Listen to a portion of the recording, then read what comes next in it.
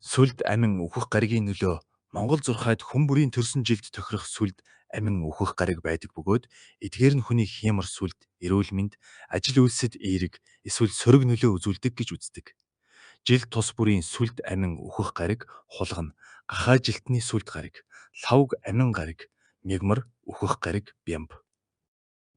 Үхэр жилтний сүлд гариг, бямб, амин гариг, лавг, үхэх гариг, пүрв. Бар туулай жилтний сүлд гариг, пүрв, амин гариг, бямб, үхэх гариг, баасан. Луу жилтний сүлд гариг, ням, амин гариг, лавг, үхэх гариг, пүрв. Могой морь жилтний сүлд гариг, мягмар, амин гариг, баасан, үхэх гариг, лавг. Хон жилтний сүлд гариг, баасан амин гариг, даваа, үхэх гариг, пүрв, сүлд гариг. Сүлд гариг нь хүний хиймар, сүлд, эрч хүч, сэтгэл санааны өөдрөг байдлыг илэрхийлдэг.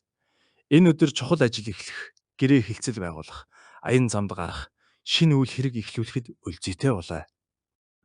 Бич дахиа жилтний сүлд гариг, баасан амин гариг, пүрв, үхэх гариг. Мягмар амин гариг нь хүний эрүүл мэнд, амь нас, амин сүнстэй холбоотой. Энэ өдөр биеийн тамир тэнхээг сэргээх, эмчилгээ үйлчилгээ хийлгэх, эрүүл мэндэд анхаарахад тохиромжтой ажээ. Нохоо жилтний сүлд гариг, даваа, амин гариг, лавг, үхэх гариг, пүрв.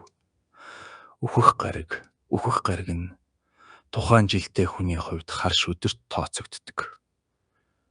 Уламжлалт зурхайд энэ өдөр чухал ажил эхлэх, мэс засал хийлгэх, эрсдэлтэй шийдвэр гаргах зэрэг үйлээс аль болох зайлс хийхийг зөвлөдөг.